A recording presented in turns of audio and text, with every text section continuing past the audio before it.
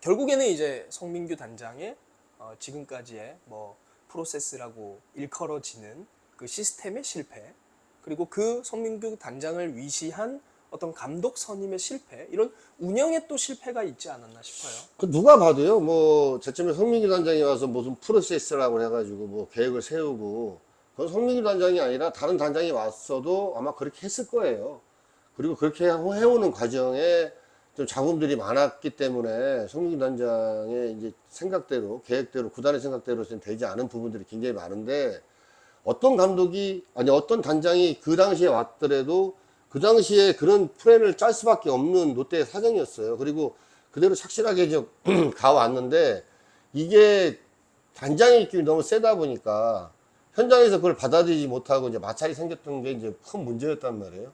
그리고 성민규 단장이 5년 동안 있으면서 저는 생각은 좋았어요. 생각은 좋았는데 결과적으로는 큰 실패를 보지 않았나. 사공이 많으면 배가 산으로 간다고 그러잖아요. 뭐 그런 식으로 되지 않았나 싶어요. 그러니까 한쪽으로만 몰고 갔으면 되는데 그게 아니고 양쪽에서 이렇게 힘을 겨루다 보니까 결국은 마찰이 생겨서 감독도 여러 번 바뀌었고 또 코치와 또 현장 간에 또 이 불화설도 생기는 거고. 그 양쪽이라는 거는 어떤 양쪽? 구단하고 이제 저 감독이 현장이죠. 아, 네, 예, 네. 그러니까 감독하고 단장하고의 그런 마찰들이 좀 있지 않았었나.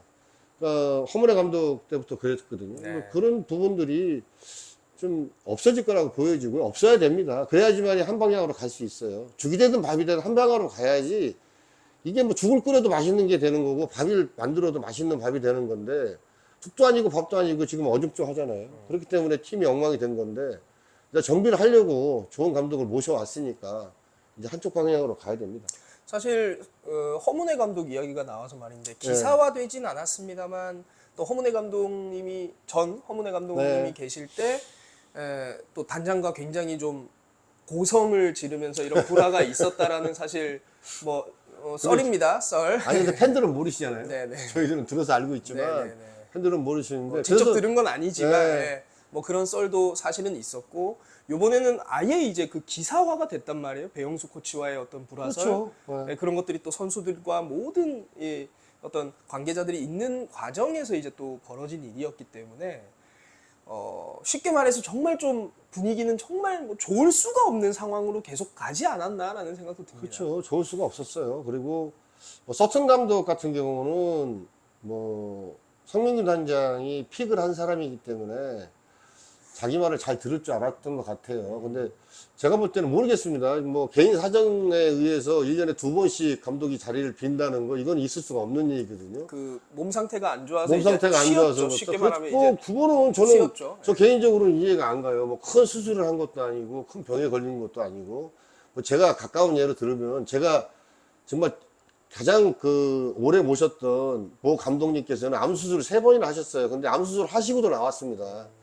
여기 복대를 하시고 피가 흥건히 모였는데도 나와서 시합을 참가를 하셨어요. 그리고 바로 이번 또 병원에 가서 있다가 아침에 또 나와서 시합을 하고 하셨는데 미국인들은 어떤 생각을, 사고방식을 갖고 있는지 모르겠지만 개인 사정에 의해서 1년에 2번씩이나 빠진다는 거 이거는 있을 수가 없는 일이라고 생각이 되고 그때마다 저는 그런 생각이 들었어요. 아, 또 이것도 현장하고 구단하고 또 이게 마찰이 있는 거 아니냐. 그런 대립이 있어서 이게 감독이 기분이 상해서 안 나오는 게 아니냐 이런 생각도 좀 했었거든요. 뭐 자세히는 모르겠습니다만 뭐 그런 일도 생기는 걸 보면 일단은 현장에 관한 일은 구단에서 터치를 안 해야 됩니다.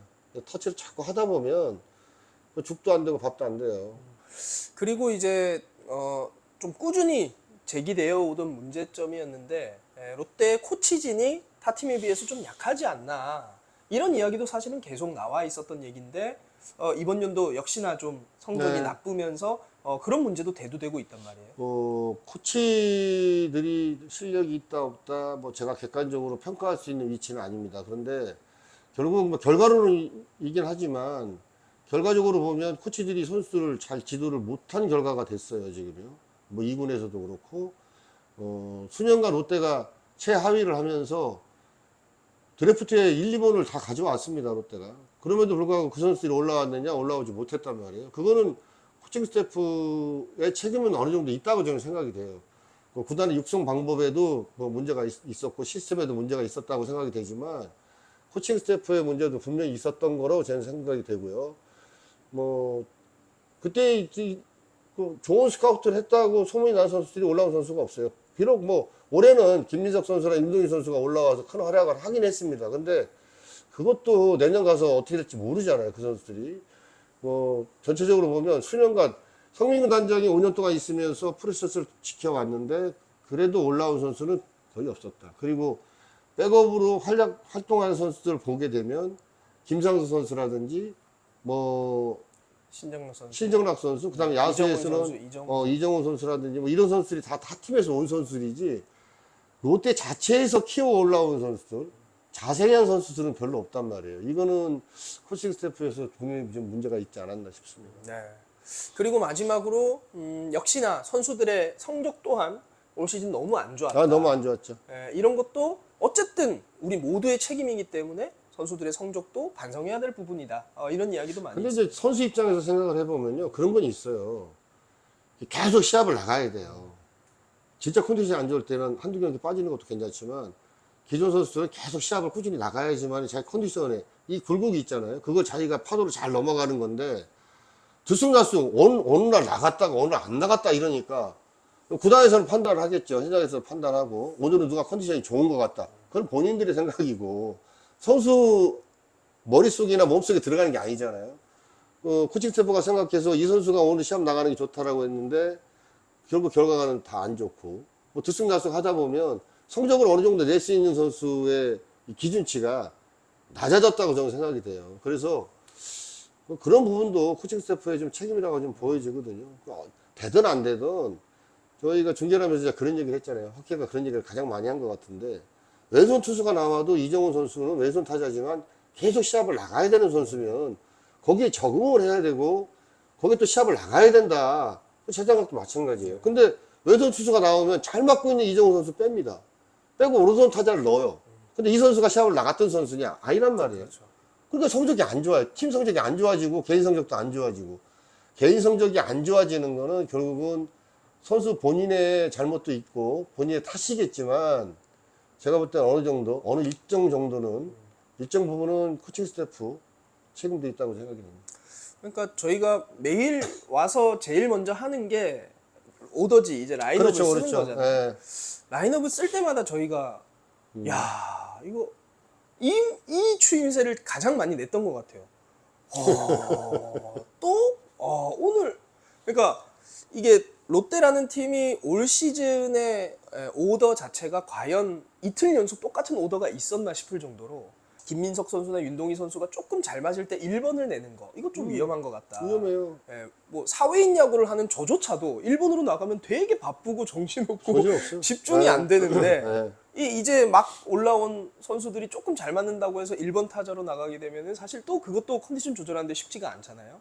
그러니까 그런 배려적인 부분, 솔직히 구드럼 선수도 수비를 못했지만 과연 구드럼 선수가 처음에 3루나 유격수를 본다고 데리고 왔지만 뭐 외야도 갔다가 오늘은 3루, 내일은 또 유격수, 오늘은 또 3루 뭐 이런 식으로 계속 옮겨 다니고 SK 시절에 제가 김성 감독님 모시고 계실 때 매번 타순이 바뀌었어요. 근데 그때는요, 1번 칠 수 있는 선수가 한 4명 정도 됐기 때문에 이 선수들이 8, 9번 갔다가 1번 올라가고 이렇게 바꾼 거지 전체적으로 쉽게 얘기하면 전준호가 1번 치고 안치홍이 2번 치고 이런 식으로는 가지 않았단 말이에요. 물론 올해도 전준호가 1번 친 적은 없습니다. 근데 너무 선수들이 왔다 갔다 하고 이 선수 내보냈다 저 선수 내보냈다가 막 이렇게 하니까 팀 분위기도 안 좋아지고 개인 성적도 안 좋아지고 결국은 개인 성적이 안 좋아지면 이게 쌓여서 팀 성적이 되는 거란 말이에요.